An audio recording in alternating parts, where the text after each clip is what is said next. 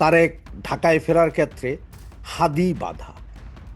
হ্যাঁ, এই বিষয়টা নিয়ে আপনাদের কথা বলার আগে আপনাদেরকে আরও দুই তিনটা ঘটনা আজকে ঢাকা শহরে ঘটেছে বা ঘটছে, এগুলো নিয়ে একটু কথা বলে ওই কথাটাই আসছি। তারপর সকলেই জানেন যে আজকে এনসিপির এক মহিলা নেত্রী উনি আত্মহত্যা করেছেন। তিনি আত্মহত্যা করেছেন, এটা নিয়ে দেখলাম সবাই খুব, এনসিপি আলারা যারা, তারা এই হত্যাকাণ্ডের বিচার চায়, অমুক চায় তমুক চায়। কিন্তু হত্যাকাণ্ডটা কেন হইল, কে তাকে আত্মহত্যা করাইলো?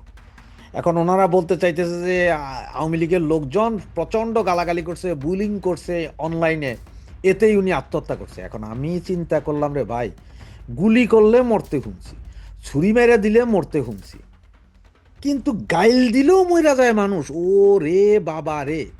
তার মানে এবার দেহ হারামজাদারা, এ কি আওয়ামী লীগ? আওয়ামী লীগ খালি গাইল দিলেই তোমরা মইরা দেবে না।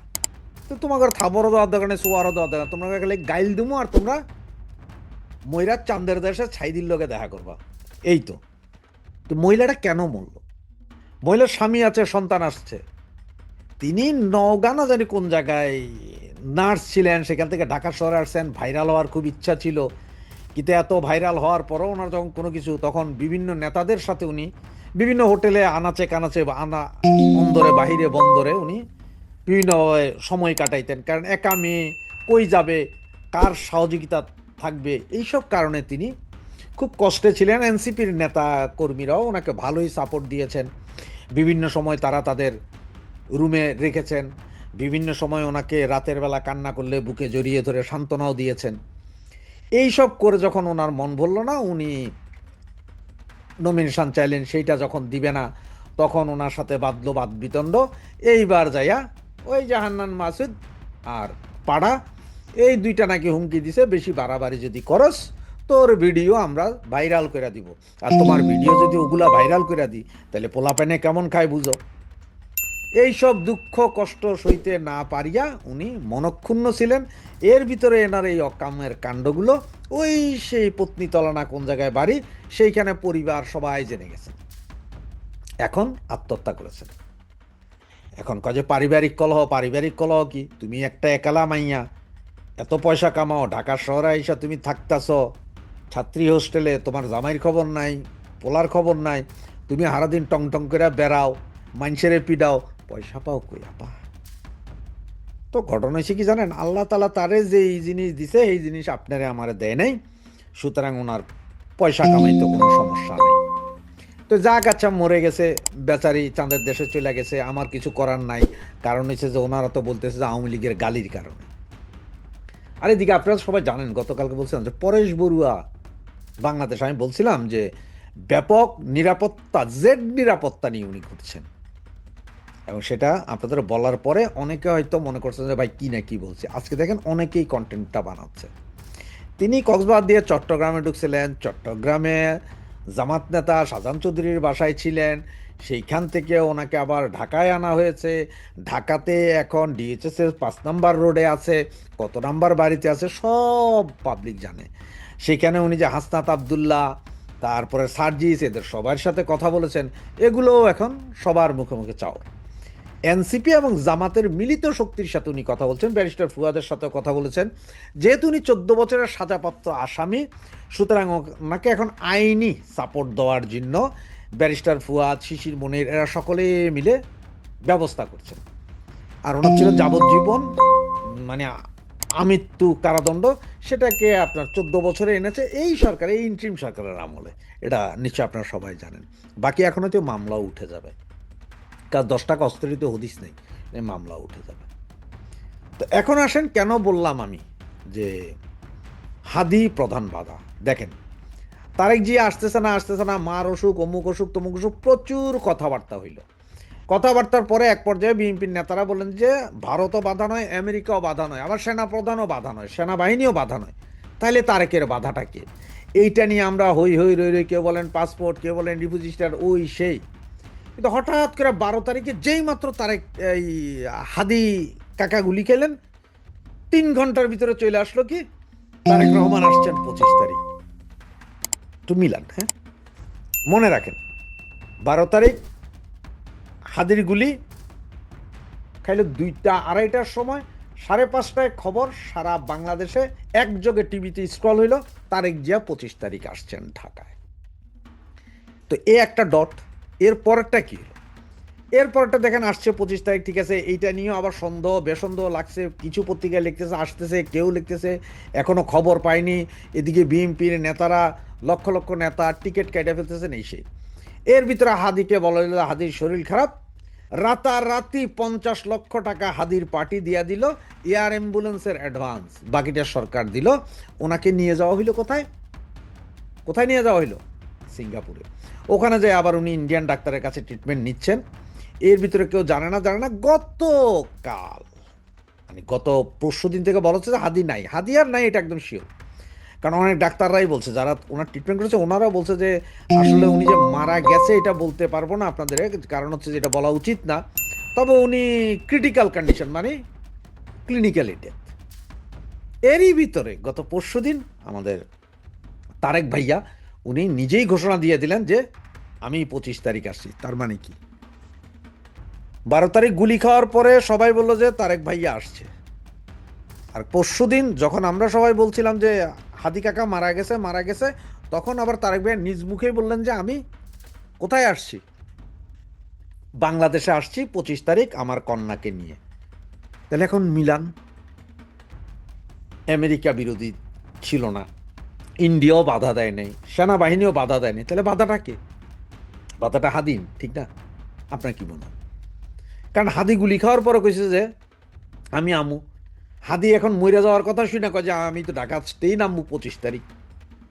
তাহলে মিলে 2 2 4 মিলে, তার মানে হাদি বাধা। কারণ হাদি তো প্রচুর কথা কইছে, হাদি তো বেইজ্জতি করতে কাউরে ছাড়ে নাই, নোংরা ভাষায় কথা কইতে তো ছাড়ে নাই। আবার অনেকে বলেন যে ওই আব্দুল নূর তুষারও জড়িত, কারণ আব্দুল নূর তুষার বলছিল একটা হাঁটুর বয়সী পোলা তুই কিসের কথা কস। আবার অনেকে কয় যে আমতারেকও জড়িত। তার মতে আসলে কেউ জড়িত না। এটা আসলে হয়েছে যে ওই যে তারেক জিয়া আসতে পারছে না হাদির কারণে। তো হাদি মইরা গেলে তারেক জিয়ার লাইন ক্লিয়ার, তারেক জিয়া আসতেছে দেশে। 300 ফিটে এখন ওনার অভ্যর্থনা হবে, আরও কোথায় কোথায় অভ্যর্থনা হবে শুনতেছি, ঢাকায় লাখো লোকের সমাবেশ হবে। তবে সেদিন একটু সবাই সাবধান, পাবলিক জনগণ সবাই সাবধান। কারণ হচ্ছে যে এটা তো এই যে বিএনপি আর জামাতের যে খেলা, মৌলবাদীদের যে খেলা, সেই খেলায় আবার এই মিটিংয়ের ভিতরে না জানি কি হয়, না জানি আরেকটা 21শে আগস্ট হেরা নিজেরাই ঘটায়। কারণ এই দলের তো কোনো চরিত্র নাই। হয়তো তারেক আসতেছে, তারেকটা কেমনে বাধা দেওয়া যায়, এই জন্য তো তার মিটিংয়েই বোমা হামলা চালাই দিতে পারে মৌলবাদীরা, যে তারেক তুমি ভাগো। কারণ হচ্ছে যে জামাতের আমির বর্তমানে এইখানে, তো এইখানে যতটুকু কথা শুনতেছি যে ওদের সাথে একটা জাতীয় সরকারের মতো কথা বলার চেষ্টা করতেছে, যে 155 আসন বিএনপি নিবে, 80 আসন নিবে কে? জামাতে ইসলাম। আর থাকে 65 আসন, 40 আসন দিয়ে দিতে হবে এনসিপিরে, আর 25 আসন বাকি ওই যে টুকরা টুকরা দল আছে না, এই রাশেদ খান, তারপরে ওই যে অ্যাডভোকেট সাহেব, এরা একটা একটা করে পাবে। এইভাবে ভজগট 300 আসনের একটা প্রার্থী তালিকা কইরা এরপরে একটা জাতীয় সরকার করবে। সব দল থেকে 2 1 জন, যেহেতু তারা বলছিল জাতীয় সরকার 2 1 জন নিয়ে দেখবে। যদি এটা দেশ তো নাই, বিদেশ কেউই মানবে না এই ইলেকশন। এইভাবে কইরা একটা প্ল্যানিং নাকি চলতেছে এখন লন্ডনে। বুড়া কাকা তার একটু চুম্মা দিতেছে এখন। তো এই যে কাহিনী, এখন আপনারা সবাই চোখ কান খোলা রাখেন যে এই 25 তারিখ কি যে হয় ঢাকায়। আবার এইদিকে তো বলেই দিলাম আপনারে যে হাদি মারা, তারেক জিয়ার দেশে ফেরা, দুইটাই কোইন্সিডেন্স না, এটা দোনোটাই মিল আছে, সূত্র মিল আছে।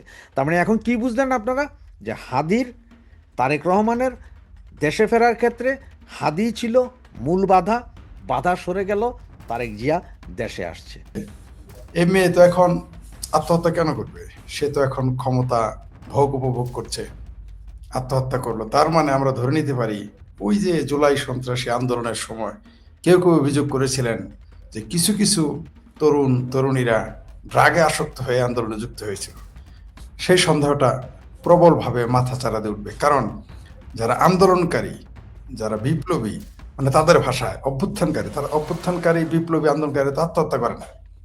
তারা জেলে যায়, মরে, মারে, কিন্তু আত্মহত্যা তো তাদের করার কথা না, তাই না? সুতরাং এটা যদি আত্মহত্যাও হয়ে থাকে পুলিশের ভাষ্য মতে, পুলিশ তাই বলেছে, আমরা যতটুকু পুলিশের প্রাথমিক প্রতিবেদন যেটুকু দিয়েছে আমরা ধরে নিতে পারি এটা আত্মহত্যা। আমরা ওই বদলা নেওয়াটাই আসল কথা, শেষ লাইনটাই আসল কথা। সাইবার বুলিং এর জন্য সে আত্মহত্যা করেছে এটা আমি বিশ্বাস করি না। যিনি বা যারা বা যে এটা বলেছেন তিনি একটা অত্যন্ত বদ প্রকৃতির লোক, বদমাইশি মাইন্ডসেট, আপনি এটা বলেছেন ওই যে শেষ কথাটা ঠিক করার জন্য। সাইবার বুলিং এ যদি এরা আত্মহত্যা করতো তাহলে তাদেরই একজন শরিক, তাদেরই আন্দোলনের একজন সহযোগীকে আমরা কি বিশ্রী বিশ্রী ভাষায় বীর মুক্তিযোদ্ধা ফজলুর রহমানের বাসার সামনে গালি দিতে দেখেছি। সে নিজেকে উদ্দেশ্যেই বলেছে যে গাছের উপর কাওয়া ফজলুর রহমান আমার ড্যাশ ড্যাশ ড্যাশ। সে নিজের শরীরের প্রাইভেট পার্সনে এই কথা বলেছে যে এরা বুঝি সাইবার বুলিং আত্মহত্যা করবে, এটা আপনার কন্যা, আমার বোন আপনার বোন করতে পারে, তারা করবে না, এটা একটা মিথ্যা কথা। সে আত্মহত্যা করেছে, তার পারিবারিক কারণ থাকতে পারে, তার ব্যক্তিগত প্রেমের কারণ থাকতে পারে, তার অর্থনৈতিক কারণ থাকতে পারে, শিক্ষা দীক্ষা, তার যে হয়তো আকাঙ্ক্ষা ছিল এই তথাকথিত আন্দোলনে যুক্ত হওয়ার পর সে এই পাবে সেই পাবে, এইটা পাবে, হাতি পাবে, ঘোড়া পাবে, ভেড়া পাবে, ইত্যাদি ইত্যাদি, বাঘ ভাল্লুক পাবে, এরকম একটা তার আকাঙ্ক্ষা ছিল, হয়তো সেটা পায়নি, সেখানে আত্মহত্যা করতে পারে। বুলিং এর শিকার আত্মহত্যা করছে, এটা সর্বৈব মিথ্যা কথা। কারণ এরা একজনও বুলিং এর কারণে আত্মহত্যা করে। আপনি আমাকে বলেন বুলিং এর শিকার হলে যারা আন্ডার এজ তারা আত্মহত্যা করতে পারে, তাও করবে না আজকাল। কারণ এদের যে মুখের ভাষা, জুলাই সন্ত্রাসীদের যে মুখের ভাষা, হাদির যে মুখের ভাষা, তারপর ওই যে মেয়েটার নাম ভুলে গেছি, তাদের যে মুখের ভাষা, আর যে মারা গেল এদের যে মুখের ভাষা খুব ভালো।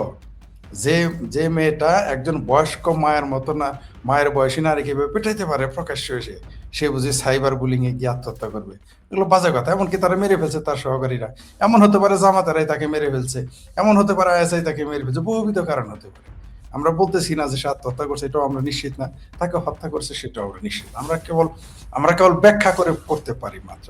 কিন্তু যে ছেলেটা বা যে তরুণটা, কারণ এদের বুদ্ধিগত আমরা জানি তো, বিশ্ববিদ্যালয়ের ছাত্র, সে বলে যে বাংলাদেশ থেকে ভারতের বাজেট যায়, এই বুদ্ধি আল্লাহ তোরা আমাদের জামালপুরের ভাষায় এদেরকে বলে বুদ্ধাল, মানে বেকুবকে মানে বুদ্ধি আল্লাহর জায়গায় বুদ্ধাল বলে ঠাট্টা করার জন্য মস্করা, এরা এরকম বুদ্ধাল। তো তাদের ওই যে শেষ কথাটা সত্য, তারা প্রতিশোধ নেবে, হয়তো পারে যে প্রতিশোধ নেওয়ার জন্য। যেমন হাদির ঘটনাকে ইস্যু করে বাংলাদেশের আইন, বাংলাদেশে যারা সরকারে, তারা বলেছে যে আওয়ামী লীগকে যেখানে ইচ্ছা সেখানে ধর্ম মামলা না থাকলেও পৃথিবীর কোনো সভ্য দেশ তো দূরের কথা, কোনো অসভ্য দেশ এটা করে কিন্তু বলে না, মানে করে কিন্তু বলে না, অন্তত মুখে বলে না। অর্থাৎ শকুন মানে পচা মরা গলা খেলেও পাখাটা ঢেকে খায়, এরা না ঢেকে বলে ফেলেছে। কত অসভ্য, কত ইতর, কত বর্বর একটি শাসন ব্যবস্থা আমরা বাস করি। বলা হয়েছে মামলা না থাকলেও গ্রেপ্তার করতে হবে, করা হবে। তো এগুলো উসিলা বের করার জন্য তারা এগুলো বলেছে, সাইবার বুলিং এ আত্মহত্যা করেনি।